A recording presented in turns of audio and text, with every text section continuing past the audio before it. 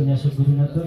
አሁን ላለንበት ሀዘን፣ አሁን ላለንበትም ጭንቀት ይህ ተገቢ ነውና የሰንበት ትምህርት ቤታችን አባል የሆኑት የበገና ደርዳሪዎች በመካከላችን ይገኛሉ ማለት ነው። ቀጥታ ወደ እነሱ እንሄዳለን።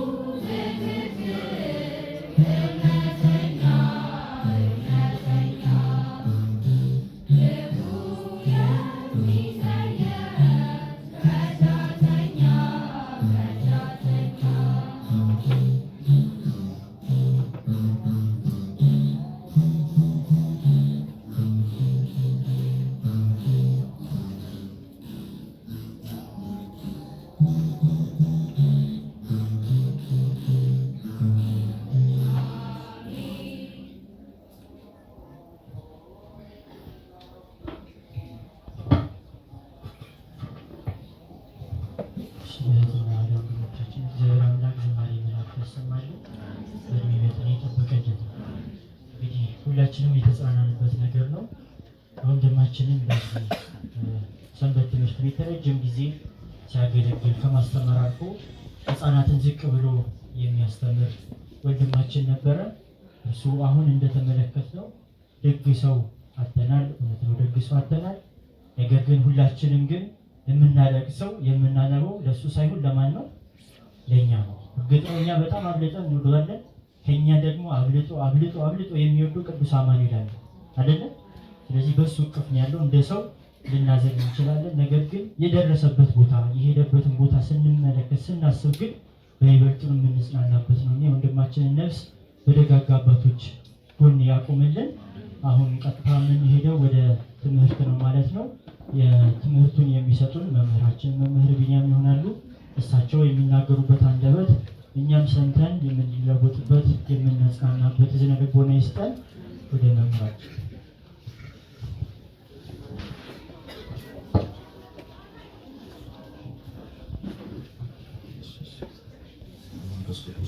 አምላክ በስመ አብ ወወልድ ወመንፈስ ቅዱስ አሐዱ አምላክ አንድ ላይ እናማት። በስመ አብ ወወልድ ወመንፈስ ቅዱስ አሐዱ አምላክ አሜን። እግዚአብሔር የምትወዱት እግዚአብሔር አምላክ አብልጦ የሚወዳችሁ የልዑል እግዚአብሔር ቤተሰቦች እንደምን ዋላችሁ? እንደምን አመሻችሁ? አሜን። ምሕረት ቸርነቱን አብዝቶ ለዚህች ቀን ለዚህ ሰዓት በሰላም በጤና ያደረሰን አምላካችን ልዑል እግዚአብሔር ስሙ ከአጽናፈ ዓለም እስከ አጽናፈ ዓለም የከበረና የተመሰገነ ይሁን። አምላካችን ልዑል እግዚአብሔር ቢወድና ይፈቅድ በጣም ለአጭር ደቂቃ ከኔ ጋር የምንቆይበት የትምህርት ርዕስ የሚሆነው ልበ አምላክ ዳዊት በዘመረው መዝሙር በመዝሙረ ዳዊት መዝሙር 34 ቁጥር 18 ላይ በሚገኝ ኃይለ ቃል መሰረትነት ይሆናል። እግዚአብሔር ልባቸው ለተሰበረ ቅርብ ነው፣ መንፈሳቸው የተሰበሩትንም ያድናቸዋል። ለአባቶቻችን ለነቢያት፣ ለሐዋርያት፣ ለሊቃውንት ጥበብ ምስጢር ማስተዋል የገለጠ እግዚአብሔር መንፈስ ቅዱስ በመካከላችን ተገኝቶ ጥበብን ምስጢርን ማስተዋል ሊገልጥልን ዘንድ የእሱ የአምላካችን ቅዱስ ፈቃድ ይሁንልን። ረድኤተ እግዚአብሔር አጋዥ ካልተደረገ መማር ማስተማር እንዲሁ ለሥጋ የሚሆነውን መብል ማዘጋጀት አይቻልምና በፍጹም እምነት በፍጹም ቸርነት ረድኤተ እግዚአብሔርን አጋዥ ማድረግ ትምህርታችንን እንጀምራለን። እግዚአብሔር ከሁላችንም ጋር ይሁን። ድምፄ ይሰማል አይደለ? መጨረሻ በጣም ለአጭር ደቂቃ ነው የምንቆየው። ልበ አምላክ ዳዊት እግዚአብሔር ልባቸው ለተሰበረ ቅርብ ነው፣ መንፈሳቸው የተሰበሩትንም ያድናቸዋል ብሎ ተናግሯል። አባቶቻችን ሊቃውንት ይህንን ልበ አምላክ ዳዊት የተናገረውን ቃል ይዘው ሲተረጉሙ ለሁለት ከፍለው ይተረጉሙታል። የመጀመሪያው እግዚአብሔር ልባቸው ለተሰበረ ቅርብ ነው የሚለውን ሲተረጉሙ ሀብት ንብረት ኖሯቸው ሀብት ንብረት የነሱ እንዳልሆነ እያሰቡ ልባቸውን ለሰበሩ ሰዎች ቅርብ ነው ሲል ነው በመጀመሪያው ብለው ተርጉመውታል። ሁለተኛው እግዚአብሔር አምላክ በምድር ከሚገኘው ነገር ሁሉ አትረፍርፎ ሰጥቷቸው ይሄ ሁሉ ነገር ይደረግልኝ ዘንድ እኔ ማን ነኝ ብለው ልባቸውን ለሰበሩ ሰዎች ቅርብ ነው ብሎ ሲናገር ነው ብለው ተርጉመውታል። በሶስተኛ ደረጃ እንዲህ ባለ ሐዘን ሲገጥማቸው ሰዎች በሐዘኑ ምክንያት ልባቸው ለተሰበሩ ሰዎች እግዚአብሔር ቅርብ ነው ብሎ ሲናገር ነው ብለው ሊቃውንት ተርጉመውታል። ሁለተኛው መንፈሳቸው የተሰበሩትንም ያድናቸዋል የሚለውን ቃል ሲተረጉሙ እረፍተ ሕሊና ላጡት እረፍተ ሕሊና እግዚአብሔር ይሰጣቸዋል፣ እረፍተ ነፍስ ላጡት ደግሞ እግዚአብሔር አምላክ እረፍተ ነፍስ ይሰጣቸዋል ብሎ ተርጉሞታል። ቅዱስ ዮሐንስ ዘሰዋስው የተባለ የቤተክርስቲያናችን ሊቅ ሲናገር ክርስቶስን መርሶ መድኃኒት ይለዋል። መርሶ መድኃኒት ማለት የድህነታችን ወደብ ማለት ነው። በመርከብ ላይ በባህር ላይ ያለች መርከብ ከወደቧ ባልደረሰች ጊዜ በማይበሉ እንደምትናወጠው እንዲሁ ከክርስቶስ ዘንድ ያልቀረበች ነፍስ ማዕበል በተባለ ዓለም የምትናወጥ ትሆናለች። ነገር ግን ወደብ የተባለ ክርስቶስ ዘንድ ስትጠጋ ግን ለነፍሷ ዕረፍትን ለሕሊናዋ ዕረፍትን ታገኛለች ብሎ ይናገራል። ስለዚህ ይህንን ቃል መሰረት አድርገን በጣም ለአጭር ደቂቃ እንቆያለን ማለት ነው። አለቃ ኪዳነ ወልድ ክፍሌ በመዝገበ ቃላታቸው ሞት የሚለውን ቃል ሲተረጉሙ መፍረስ፣ መበስበስ፣ መለየት ነው ብለው ተርጉሞታል። ይሄ መቼ መጣ ከተባለ ከአዳም ጀምሮ ነው ብለው ያስቀምጡታል። ለዛም ነው ቅዱስ አትናቴዎስ ሐዋርያ የተባለ የቤተክርስቲያናችን ሊቅ ሲናገር በአዳም ውድቀት አማካኝነት በነፍሳችን በስጋችንና በመንፈሳችን ድቀት አግኝቶናል። አዳም አስቀድሞ በገነት ውስጥ ሲኖር ሞት አልነበረበትም፣ መድራብ አልነበረበትም፣ መድከም አልነበረበትም። ነገር ግን ከበደል በኋላ አዳም የሚራብ ሆነ፣ የሚጠማ ሆነ። መራብና መጠማት ብቻ አይደለም የሚሞት ጭምር ሆነ ብሎ ቅዱስ አትናቴዎስ ሐዋርያ ሐዋርያዊ ተናግሯል። ለዛም ነው ሊቃውንተ ቤተክርስቲያን ሲናገሩ ከአዳም እስከ ክርስቶስ ዘንድ የነበሩ ሰዎች ሞት ጸንቶባቸው ነበረ። ሞት ጸንቶባቸው የነበረው አካሄዳቸውን ከእግዚአብሔር ጋር ያላደረጉ ሰዎች ብቻ ሳይሆኑ አካሄዳቸውን ከእግዚአብሔር ጋር ያደረጉት ቅዱሳን የምንላቸው ሰዎች ሳይቀሩ በብሉይ ኪዳን ሞት ጸንቶባቸው ነበረ። ሞትን ይፈሩት ነበረ። ለዛም ነው የሊቀ ነቢያት ሙሴን ታሪክ በትርጓሜ ያብራሩ ሊቃውንት ሲናገሩ ሙሴ የሚሞትበት ዕለት ደርሶ ነፍሱን ከስጋው ሊለይ መልአከ ሞት ወደሱ ቀረበ። ሙሴ ማነህ ብሎ ጠየቀው። ያን ጊዜ ከእግዚአብሔር ተልኬ ነፍስን ከስጋ ለይ ዘንድ የመጣውን የሞት መልአክ ነኝ አለው። ያ ሙሴ ምን ብሎ መለሰለት? እባክህን በላከ በያው እግዚአብሔር ይዣለሁ፣ ይችን ዕለት እለፈኛል። ይችን ዕለት ምን አለ? ተመልከቱ። ሙሴ እኮ አካሄዱ ከእግዚአብሔር ጋር ነበረ። ነገር ግን በብሉይ ኪዳን የነበሩ ሰዎች አካሄዳቸው ከእግዚአብሔርም ጋር ይሁን አካሄዳቸው ከእግዚአብሔርም ጋር አይሁን ይወርዱ የነበሩትን ሲኦል ነበር። ስለዚህ ከአዳም እስከ ክርስቶስ የነበሩ ሰዎች ሞት ጸንቶባቸው ነበረ። ከክርስቶስ ሞት በኋላ ግን ሞትን የምንፈራ አልሆነም። ምክንያቱም የማንፈራበት ምክንያት ቅዱስ ጳውሎስ እንደተናገረው በሞቱ ሞታችንን አምላካችን ክርስቶስ ስለገደለልን ነው። ለዛም ነው ሊቁ ሲናገር ምን አለ? ሞት የሞተው መቼ ነው ብለህ የምትጠይቀኝ ከሆነ ሞት የሞተው ከክርስቶስ ሞት በኋላ ነው ብሎ ይናገራል። ለዛም ነው በአዲስ ኪዳን የሞት መንገድ የእግዚአብሔር መንገድ ሆነ፣ መቃብር ደግሞ ሁለተኛ ዳግም ልደት የምናገኝበት ሆነ። በዚህም ምክንያት ልክ እንደ ቅዱስ ጳውሎስ የመሳሰሉት ቅዱሳን አባቶቻችን ሞት ላይ ሲሳለቁበት እንመለከታቸዋለን። ሞት ወይ ሞጊያ የት አለ? ሲኦል ወይ ድል መንሳት የት አለ? ብሎ ቅዱስ ጳውሎስ ሲሳለቅበት ሞት ላይ እናገኘዋለን። ሞት ላይ መሳለቅ ብቻ አይደለም። በአዲስ ኪዳን አምላካችን ክርስቶስ ከሞቱ በኋላ ትርጓሜያቸውን ከቀየራቸው ነገሮች መካከል አንደኛው ስለ ሞት ያለን ግንዛቤ ነው።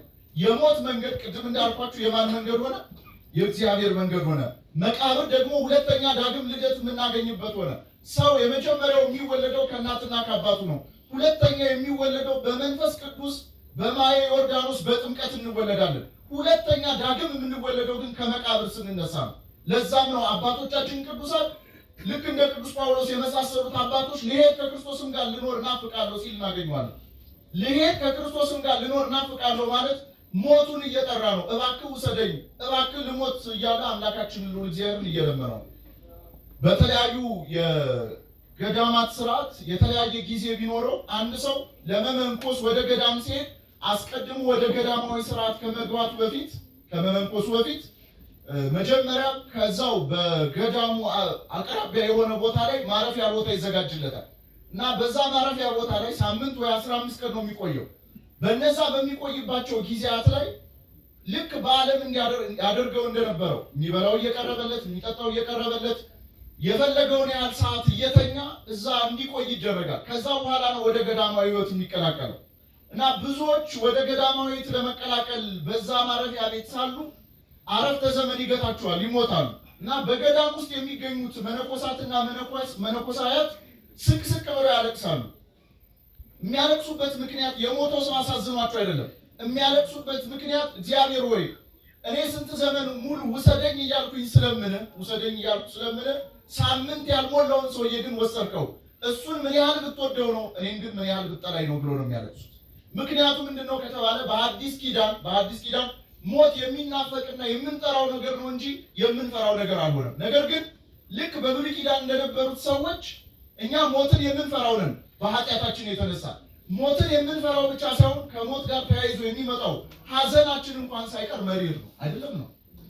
እርግጥ ነው በቤተ ክርስቲያናችን አትዘኑ አይባልም። ቅዱስ ጳውሎስ አትዘኑ አላለም። ተስፋ እንደሌላቸው አትዘኑ ነው ያለው። ምን እንደሌላቸው አትዘኑ ተብለናል እንዴ? አልተባልንም። እናዝናለን። ግን የምናዝነው ተስፋ እንደሌላቸው ሆነን አይደለም የምናዝነው። ምክንያቱም ከተባለ በስጋ ማርያም ከተገለጠ በኋላ አምላካችን ክርስቶስ ከሞት ጋር በተያያዘ አግባብ አዝኖ ተመልክተነዋል። ለዛም ነው ሊቃውንት ሲናገሩ ምን ይላሉ? አምላካችን ክርስቶስ ከሞት ጋር በተያያዘ እኛ ልናሳየው የሚገባውን ጠባይ በሁለት መልኩ አሳይቶናል አለ። ያቺ በ12 ዓመቷ ሆኖ የሞተችዋን ሴት ሊያስነሳት ወደ ቤታቸው ሲሄድ አይዟችሁ አላቸው። ምን አላቸው? ሁለተኛ ደግሞ ዮሐንስ ወንጌል ምዕራፍ 11 ላይ ደግሞ ስናነብ አልዓዛርን ከማስነሳቱ በፊት ምን አደረገ አለ? አለቀሰ። ስለዚህ አንድ ሰው ሞት በገጠመው ጊዜ የሩቅ ሰው ከሆነ አይዟችሁ ይላል። አሁን እዚህ የተሰበሰብን ሰዎች ግማሾቻችን የሩቅ ሰው ነን፣ ግማሾቻችን ደግሞ የቅርብ ሰዎች ነን። ስለዚህ የሩቅ ሰዎች ይህንም ቤተሰብ አይዟችሁ ብለን እናጽናናለን። ሁለተኛው የቅርብ ቤተሰብ ከሆነን ለምን አልዓዛር ቤተሰቡ ነበረ፣ የቅርብ ወዳጆቹ ነበሩ፣ ቤታቸው ያሳርፉት ነበረ። ክርስቶስን ስለሚያውቀው ይወደው ስለነበረ አምላካችን ክርስቶስ እንደሚያስነሳው እያወቀ ምን አደረገ? መልሱልኛ፣ አለቀሰ። ስለዚህ የቅርባችን ለሆኑ ሰዎች እናለቅሳለን። በአዲስ ኪዳን የምናለቅሰው እንባ ምርር ካለ ሐዘን የመነጨ አይደለም። ፍትሐ ነገሥታችን ክርስቲያን ሰው በሞተበት ጊዜ 3 ጊዜ ብቻ ነው እንዲያለቅስ የተፈቀደለት። ስንት ጊዜ? የመጀመሪያው የምናለቅሰው ልክ ነፍሱ ከስጋው ስትለይ ነው።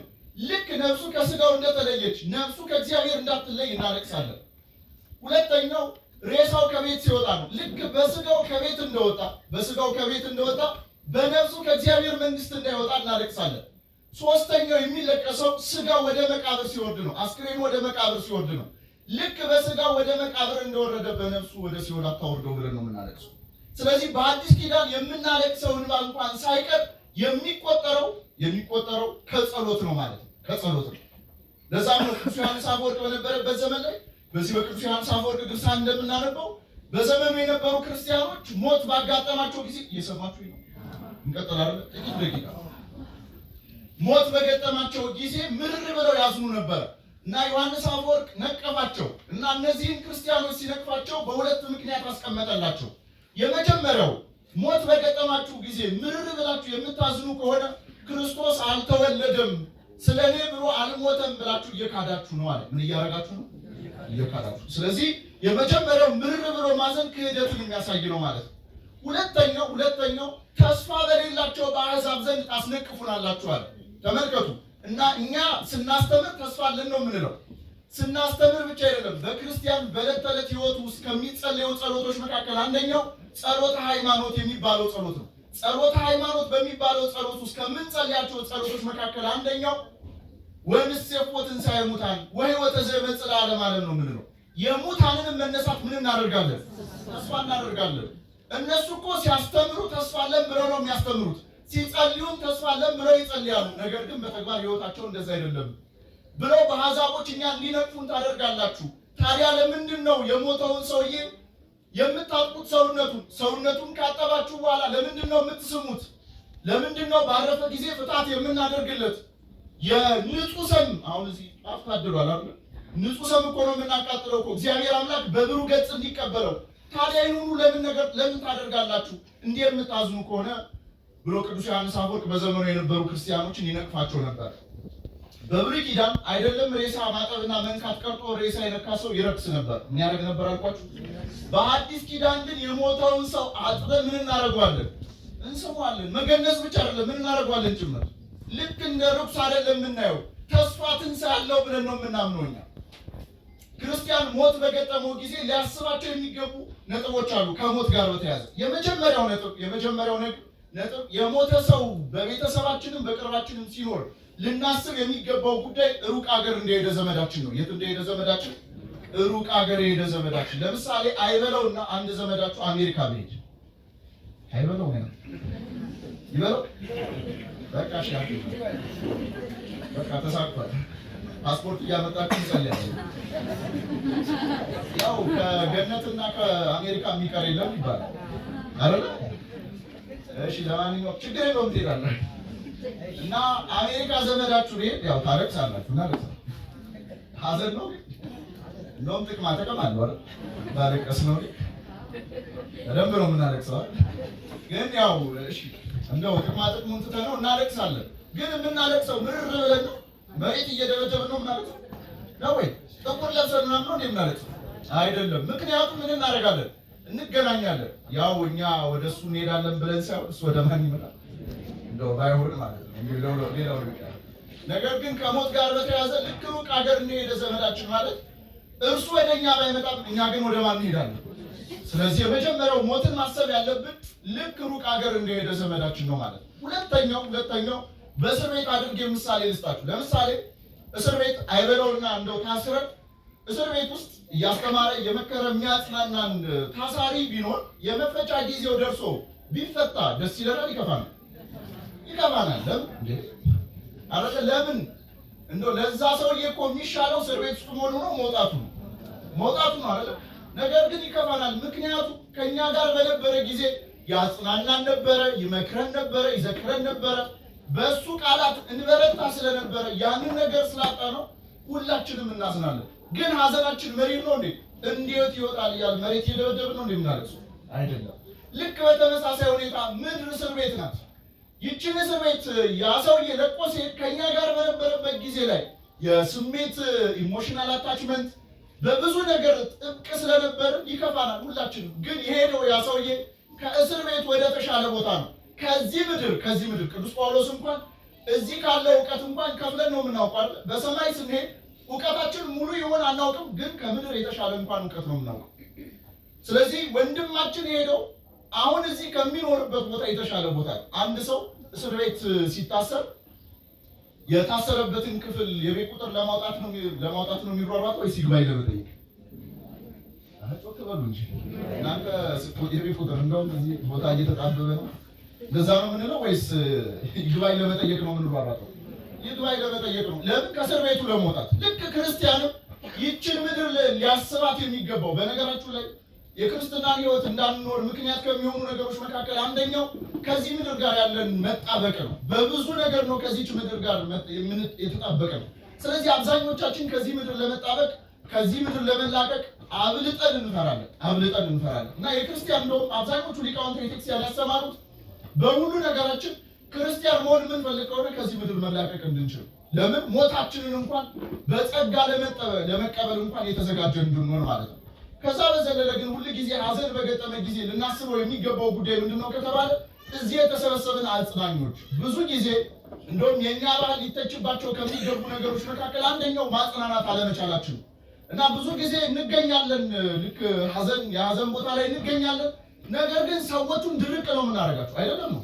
መቼ ታመመ፣ እንዴት ያደርገው ነበረ፣ የት ሐኪም ቤት ወሰዳችሁት? አንዳንዱ ሰው እዚህ ሐኪም ቤት ወስደው ነበር ሲባል አይ እዛ ብትወስዱት ይላል። ቤተሰቡ ያን ልጅ ይመልሱታል። እንደውም ምን ይባላል፣ 3 ጓደኛ ማማቾች ነበሩ። እየሰማችሁ ነው። እና ከመካከላቸው የአንዱ እናት ያርፋሉ። ሂደው ይጠይቁታል እና ያጽናኑታል። ያው የሞቱት እናት የአንተ እናት ብቻ ሳይሆኑ የኛ እናት ጭምር ነው፣ ስለዚህ ሀዘኑ የጋራ ነው ይሉታል።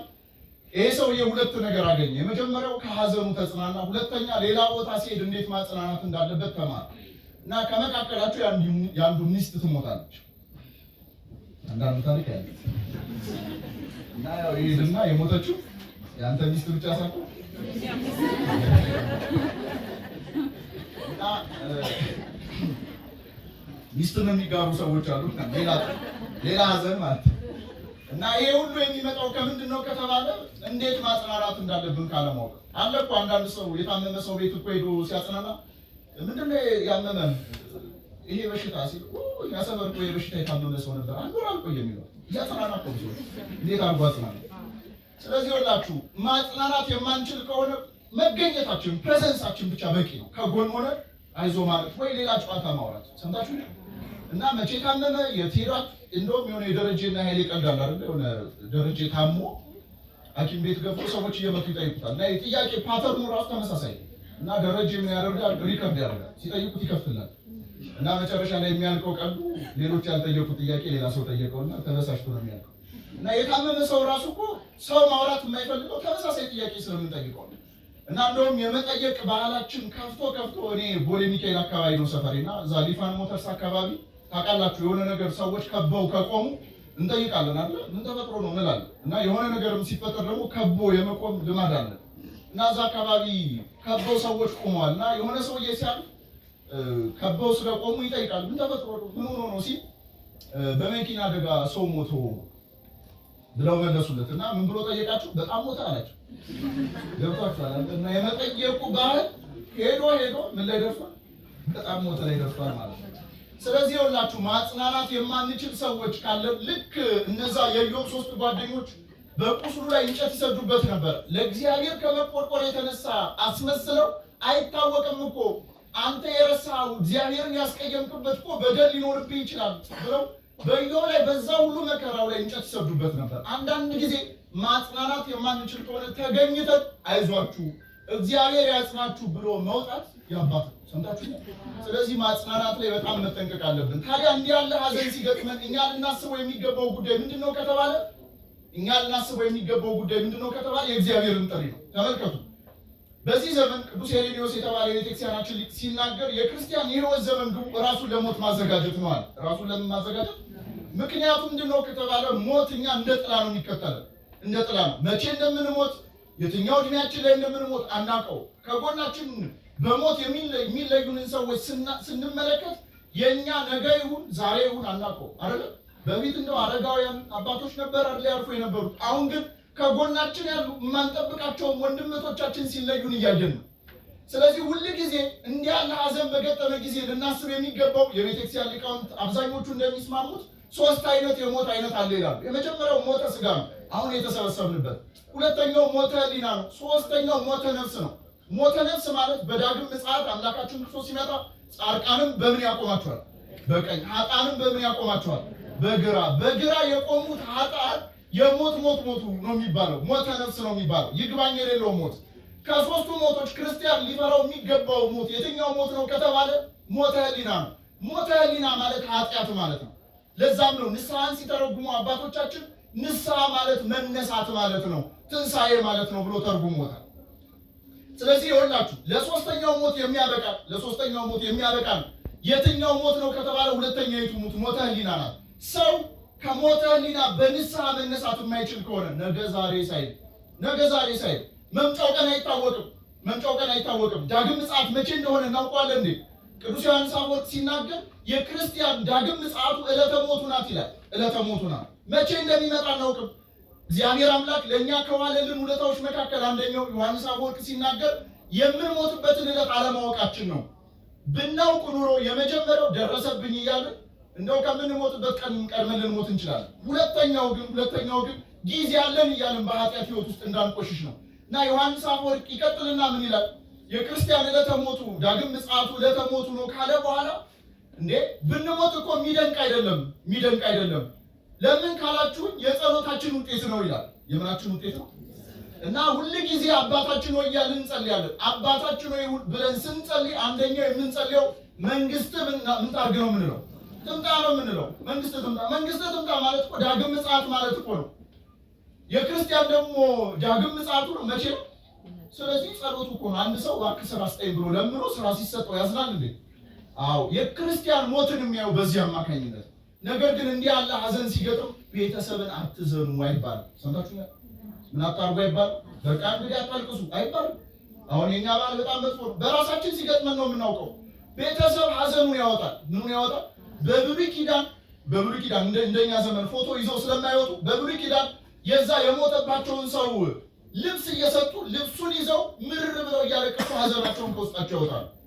እንዲህ በዓል ሲመጣ ያለቅሳሉ፣ ያጋጥማል።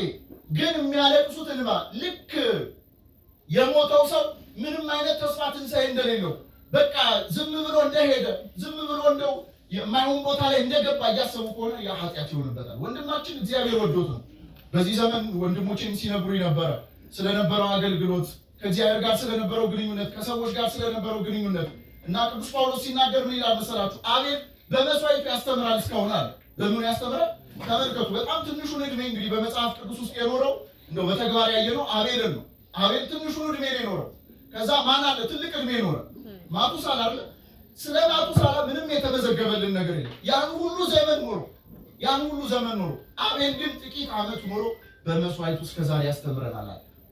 እንዲህ ያሉ ነፍሳት እስከዛሬ ድረስ ነገም ከነገ ወዲያ የከሌን ትሕትና አይታችሁታል። እንደ ከሌ መሆን ያቅታችኋል፣ እንዳስተማራችሁ ልጅ መሆን ያቅታችኋል እየተባሉ መማሪያ ነው የሚሆኑት። የእድሜ መብዛት የእድሜ መርዘም አይደለም። እግዚአብሔር አምላክ ይወደዋል። አባ ጊዮርጊስ ዘጋስጫ በሚያስፈራ መኮንን ፊት ምስክር ያለው ሰው የተደነቀ ነው ይላል። በማን ፊት? በሚያስፈራ መኮንን ፊት። እንግዲህ የሚያስደንቅ ምስክር ያለው የተደነቀ ነው ያለው ቅዱሳንን ነው። የሚያስደንቅ የሚያስፈራ መኮንን የተባለው እግዚአብሔር ነው። እግዚአብሔር ፊት ሲቆም ምስክር ያለው ሰው የተደነቀ ነው አለ። ወንድማችን ምስክር አይደለም ያለው፣ ምስክር የሚቀርብለት አካል ነው ያለው። ፍቅረ ማን ነው የምንለው? ስሙን ራሱ አማኑኤል። የአማኑኤል እኮ አገልጋይ እኮ ነው። ራሱ ባለቤቱ ጋር እኮ ነው የሄደው። ባለቤቱ ነው። እንዲህ ሲባል አናዝንም አይደለም፣ ግን እዚህ ካለንበት የተሻለ ቦታ ላይ ለቤተሰቡ መጽናናትን ያድልልን። ወንድማችን ፍቅረ አማኑኤልን አምላካችን ሉል እግዚአብሔር በአብርሃም በይስሐቅ በያዕቆብ እቅፍ ያስቀምጥልን። ስብሐት ለእግዚአብሔር። የተመሰገነ ይሁን የተመሰገነ ይሁን። ላስተማሩንም ለመምህራችን እግዚአብሔር አምላክ ቃለ ሕይወትን ያሰማልን፣ ቃለ ሕይወትን ያሰማልን፣ በእድሜ በጤና ይጠብቅልን።